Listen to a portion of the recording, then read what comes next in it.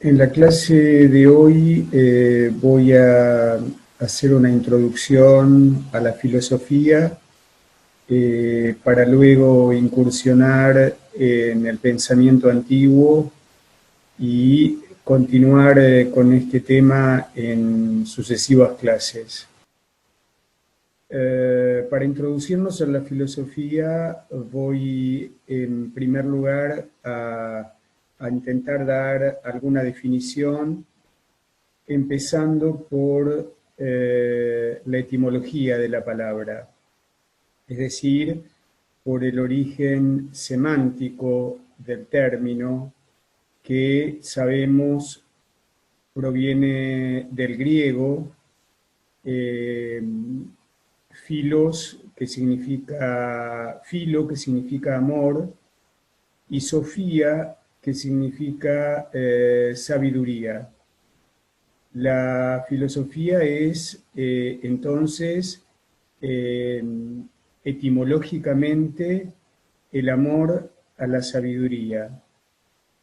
Podríamos decir también el deseo de saber.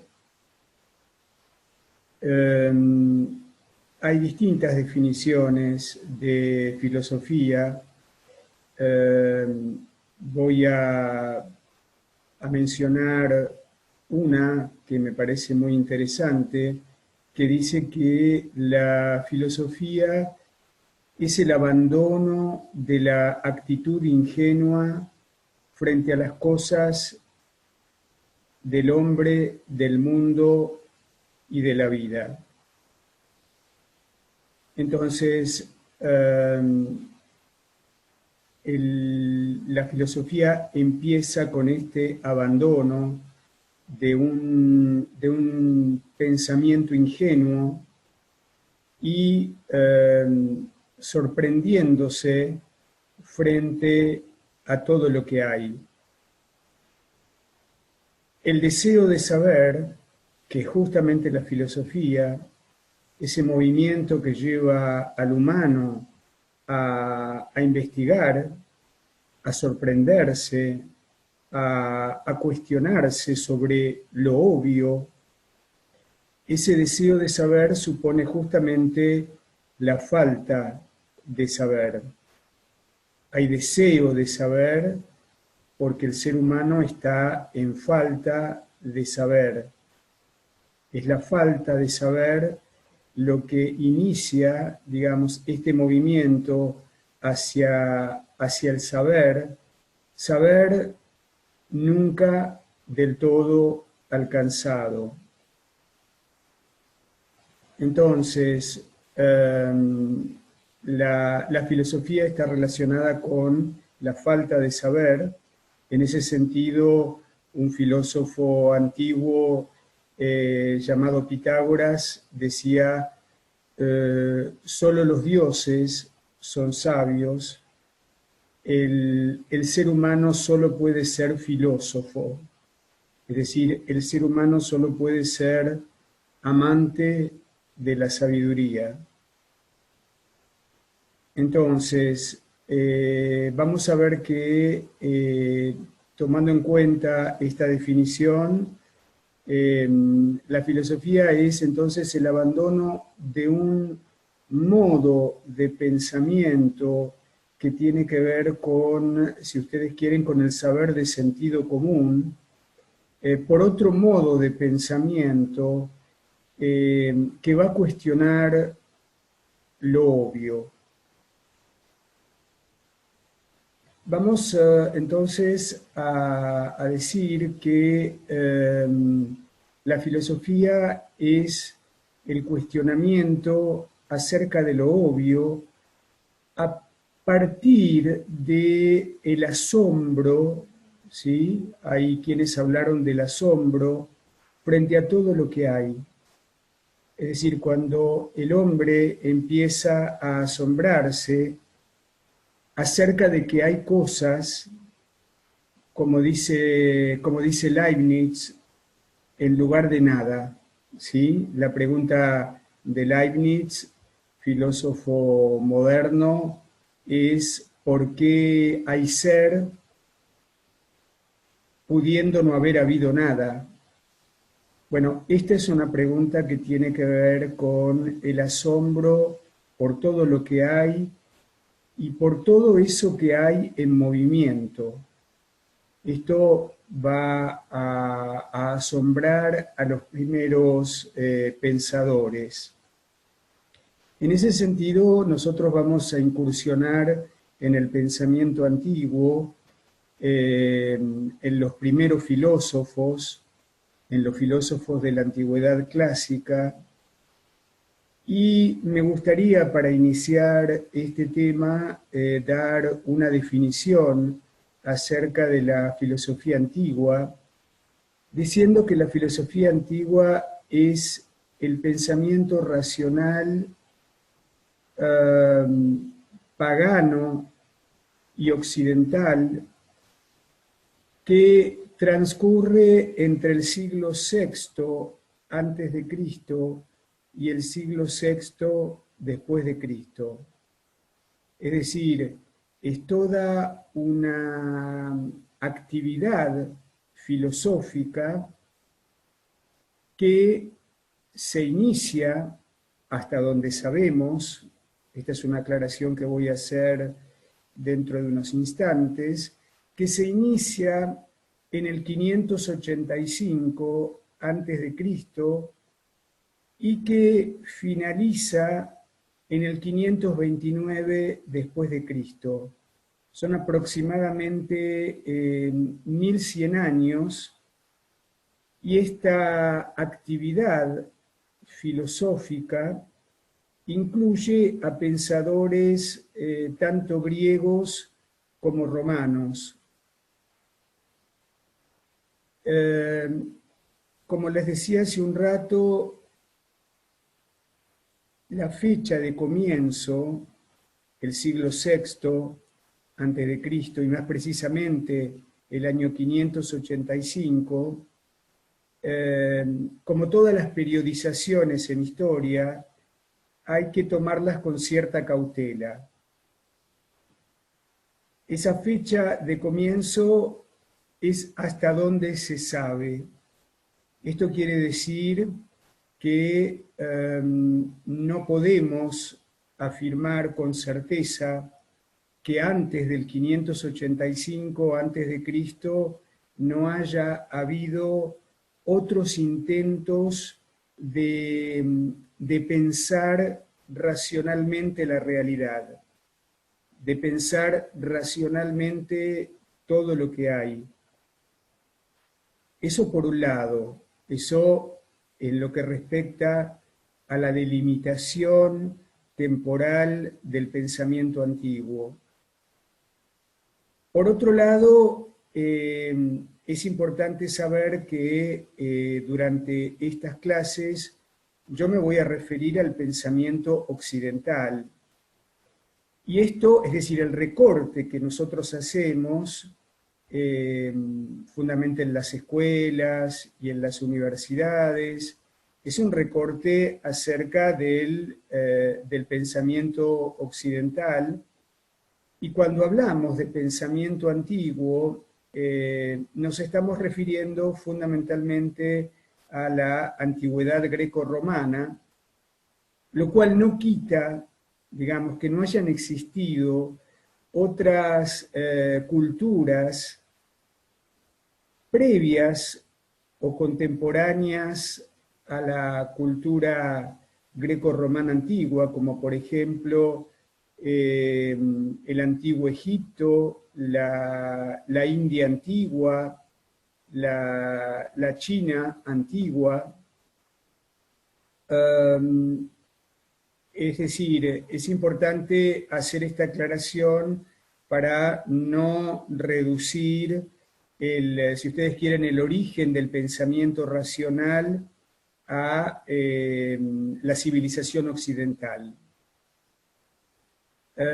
Vamos a ver que cuando damos una fecha de comienzo, en el año 585 antes de Cristo, siempre tenemos fundamentalmente dos fuentes. dos fuentes que nos permiten establecer esta fecha de comienzo en el siglo VI antes de Cristo. Y estas dos fuentes son, por un lado, Aristóteles, filósofo antiguo, filósofo griego del siglo IV antes de Cristo, y por el otro lado Heródoto, que es un historiador, es quien está considerado como el padre de la historia y que vivió en el siglo V antes de Cristo. Entonces, la fuente para poder establecer este comienzo entre comillas, porque siempre que hablamos de los comienzos hay algo de oscuridad, hay algo de mítico. Entonces tenemos estas dos fuentes. Por un lado, Heródoto que nos va a comunicar que en el año 585 hubo un eclipse de sol en una batalla, es decir, en medio de una batalla el cielo se oscureció de repente y quienes estaban batallando ahí largaron sus armas y salieron corriendo. Él ubica este eclipse en el año 585 y va a decir que ese eclipse había sido vaticinado por uno de los 7 sabios de Grecia llamado Tales de Mileto. Por otro lado, Aristóteles pone a Tales de Mileto como el primer filósofo. En el capítulo 3 del libro 1 de la Metafísica, es Aristóteles quien nos dice que con Tales de Mileto se inicia este nuevo modo de pensamiento que merece distinguirse del pensamiento mítico anterior.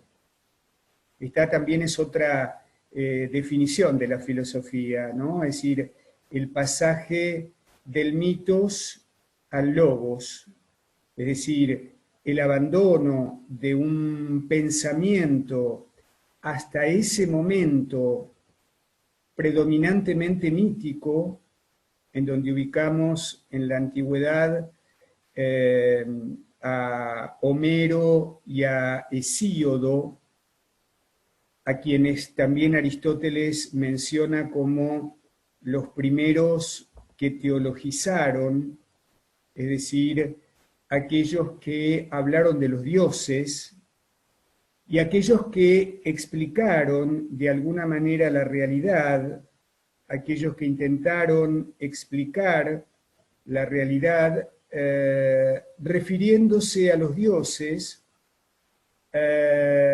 y al arbitrio de los dioses en las cosas del mundo, del hombre y de la vida. Entonces, cuando hablamos de una fecha de comienzo, estamos teniendo estas dos fuentes que son Heródoto y Aristóteles. Es interesante observar que entonces en el origen de la filosofía hay un eclipse de sol vaticinado por este sabio llamado Tales de Mileto. Tales era un astrónomo, un matemático, un geómetra, y también considerado uno de los que primero filosofaron, al decir de Aristóteles.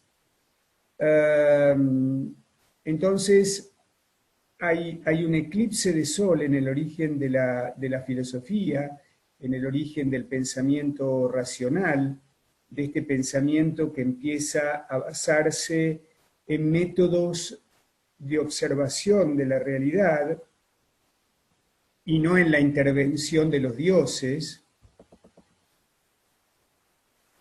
Yo les decía que es interesante pensar esto del eclipse de sol, porque el eclipse de sol es, si ustedes quieren, una anomalía de la naturaleza. Es algo que interrumpe el curso natural de los acontecimientos. Es lo extraño en lo familiar. Es decir, un eclipse de sol es un fenómeno extraño, un fenómeno que produce extrañeza y que interrumpe, como decía, el curso natural de los acontecimientos.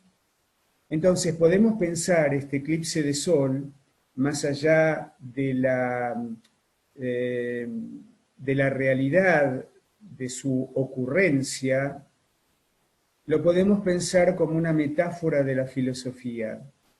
La filosofía tiene que ver entonces en su origen con un eclipse de sol, con algo que inquieta, con algo que produce extrañeza, con algo que nos saca de la familiaridad y que convierte lo familiar en extraño. Es decir, el origen de la filosofía estaría muy cerca de aquello que sobrecoge, de aquello que resulta, si ustedes quieren, ominoso.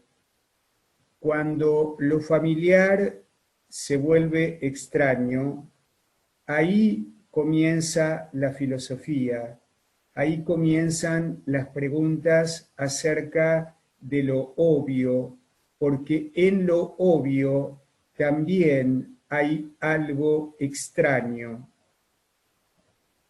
Ahí aparecen las grandes preguntas,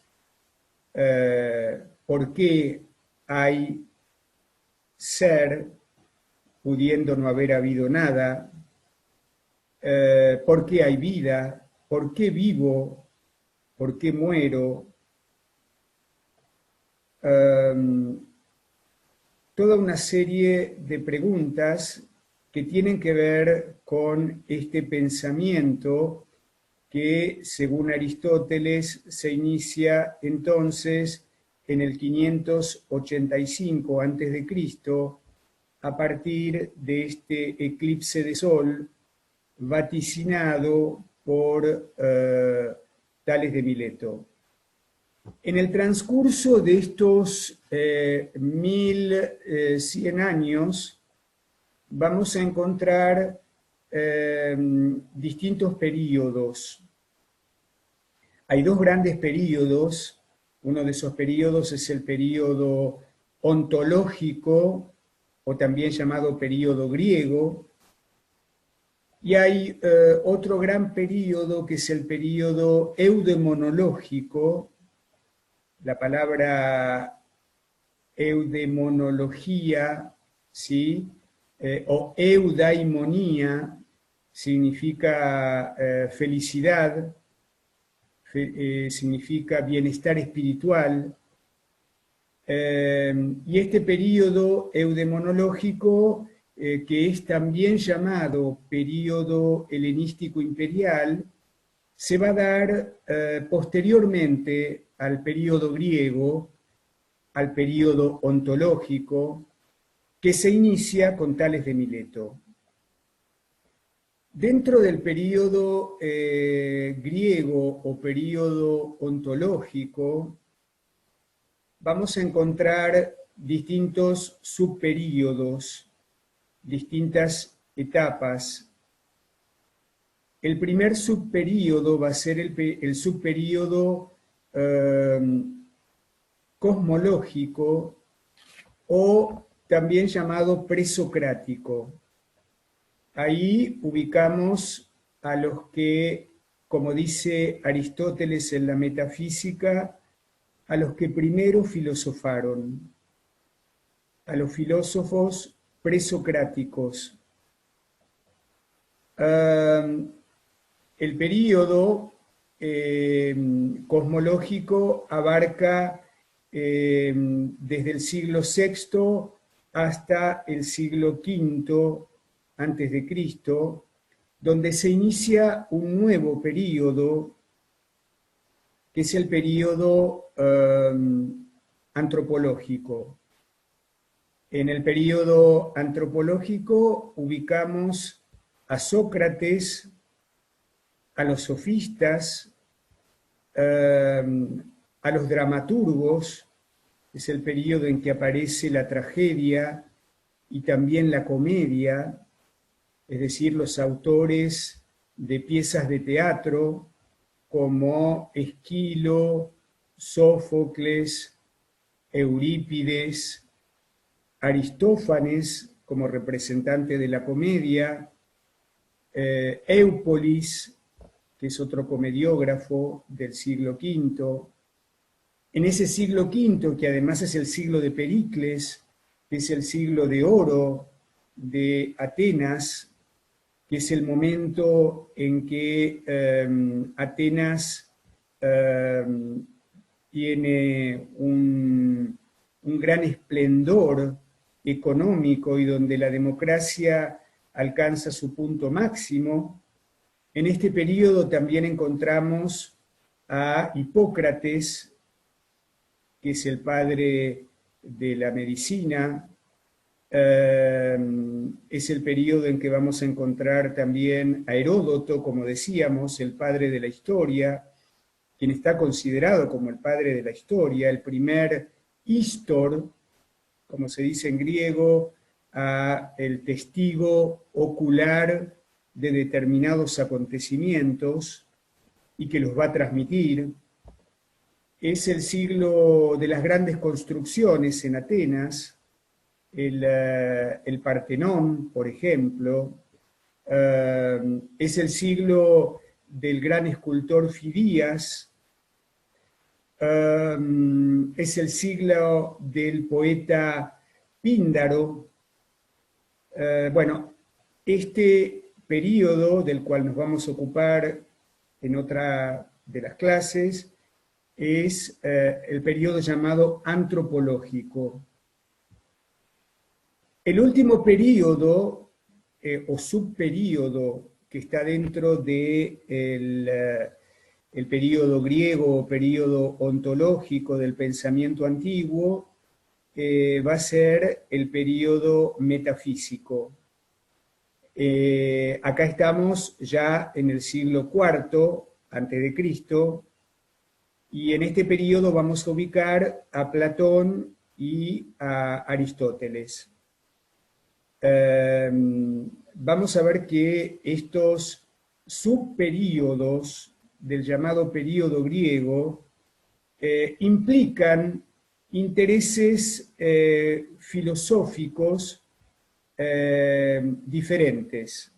Cada uno de estos períodos supone una preocupación filosófica diferente. Y no solo una preocupación filosófica diferente, sino también una localización de los centros intelectuales más importantes que en el período cosmológico, es decir, en el período en donde Aristóteles ubica a los que primero filosofaron, esos centros intelectuales van a estar en el extremo occidente y en el extremo oriente de Atenas. Los centros intelectuales entonces del período cosmológico o presocrático van a ser las colonias griegas del Asia Menor, las ciudades de Mileto y de Éfeso, y por el otro lado, en el otro extremo, en la Magna Grecia, lo que actualmente es el sur de Italia y Sicilia. Es decir, ahí se va a concentrar, diríamos, los primeros esfuerzos intelectuales del el mundo antiguo. Mientras que en el período antropológico y en el período metafísico, el centro intelectual de la antigüedad va a ser la ciudad de Atenas. Es decir, tanto en el siglo V, con la aparición de Sócrates, y en el siglo IV, con Platón y Aristóteles, la filosofía va a tener su centro intelectual en la ciudad de Atenas. Como yo les comentaba, este primer gran período del pensamiento antiguo finaliza con Aristóteles, es decir, finaliza entre los años 323 y 322, con la muerte de Alejandro Magno, discípulo de Aristóteles, y posteriormente con la muerte de Aristóteles en el 322. El año 322 a.C., marca entonces el final del período ontológico o griego del pensamiento antiguo. El otro gran período, llamado período eudemonológico o helenístico imperial, se va a producir a partir de la muerte de Aristóteles, a partir del, esto va a ser fundamentalmente a partir del siglo III, antes de Cristo, hasta el siglo VI después de Cristo. Acá vamos a encontrar determinadas corrientes que tienen que ver con lo que algunos autores han llamado las filosofías de la vida, el estoicismo, el escepticismo y el epicureísmo, que son los tres grandes movimientos filosóficos del período fundamentalmente helenístico, pero también romano, que va del siglo III antes de Cristo al siglo III después de Cristo.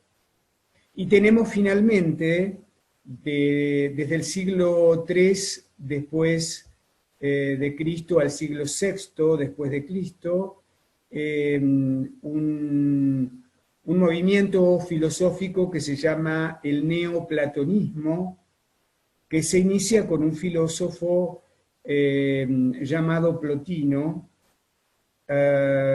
y el centro intelectual va a ser la ciudad de Roma. Los centros intelectuales del período helenístico van a ser fundamentalmente la ciudad de Alejandría, la ciudad de Pérgamo y la ciudad de Rodas. Y la filosofía antigua culmina en la ciudad de Roma como el gran centro intelectual del pensamiento antiguo. Entonces, este pensamiento que viene después de Aristóteles es un pensamiento que pone su énfasis en lograr lo que los griegos llamaban la ataraxia. La preocupación aquí está puesta en el logro del bienestar espiritual. No es una filosofía tan teórica como la filosofía del período ontológico, que es predominantemente una filosofía teórica o teorética, como dijera Aristóteles, sino que es una filosofía predominantemente pragmática que apunta, como les decía, al logro del bienestar espiritual. Bienestar espiritual entendido como ataraxia, es decir, la ataraxia es la imperturbabilidad, la ausencia de perturbaciones, es decir, lograr sufrir lo menos posible. Y como les decía, este gran periodo que viene después de la muerte de Aristóteles culmina con el neoplatonismo y culmina en el siglo VI después de Cristo, en el año 529.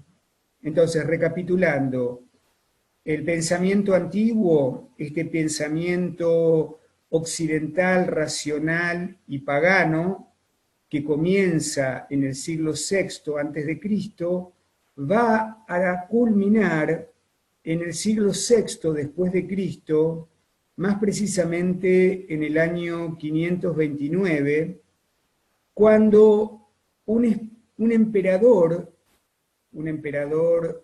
del Imperio Romano ya cristiano, un emperador llamado Justiniano. Siempre hay un Justiniano en la historia de la humanidad. Justiniano decreta el cierre de las escuelas filosóficas paganas del imperio.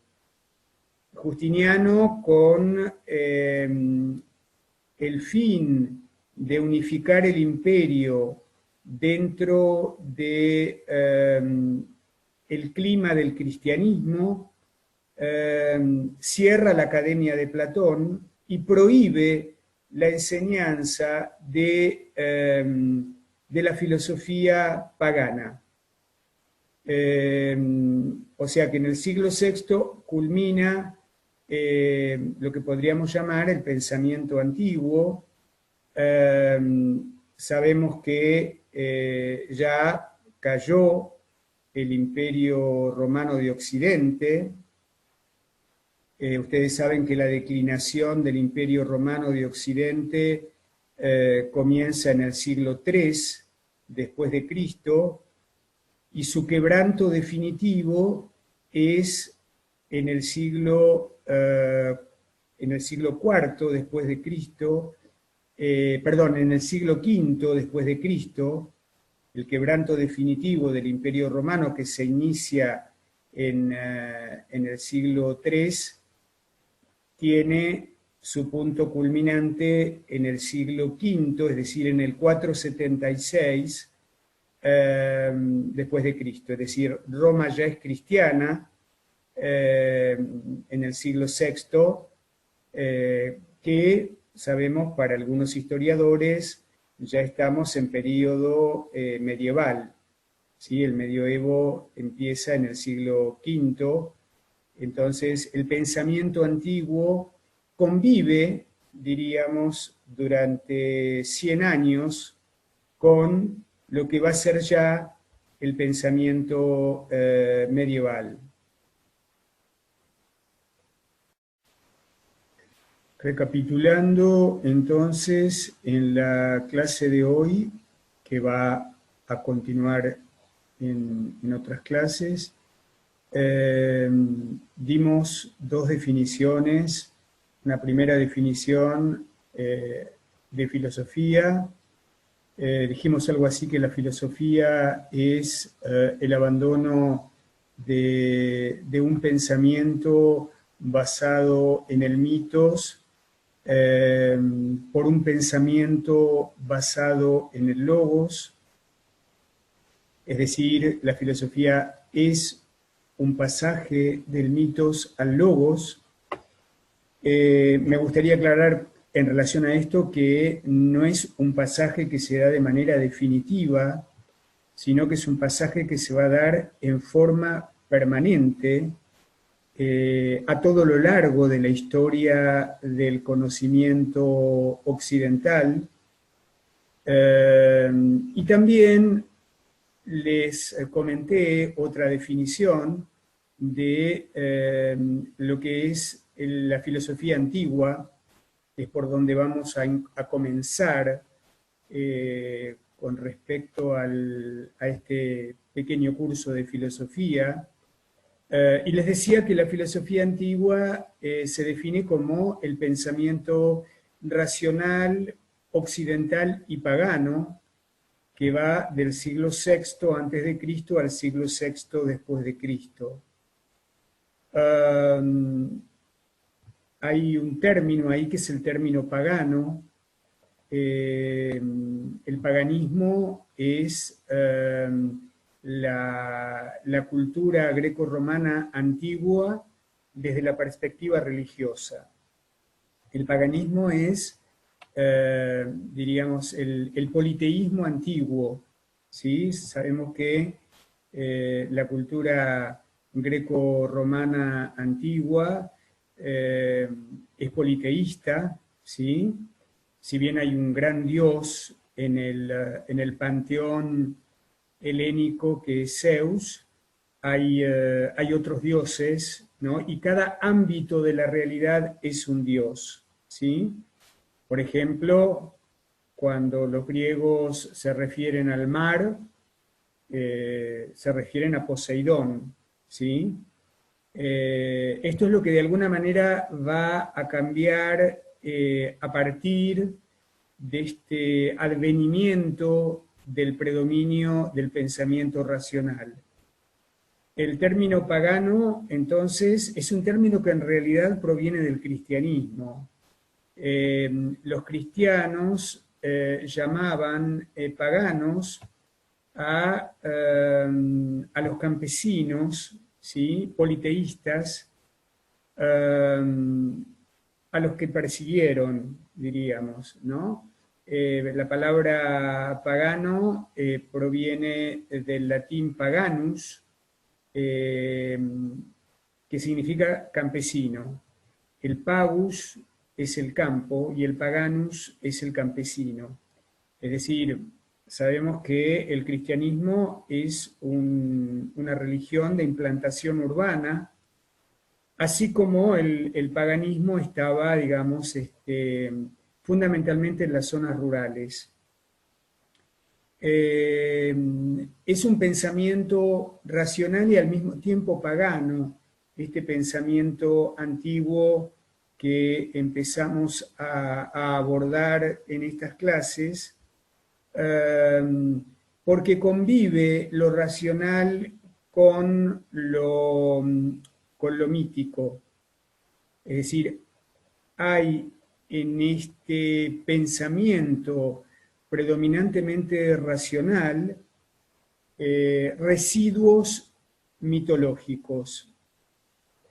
Esto lo vamos a ver fuertemente en el período griego o período ontológico.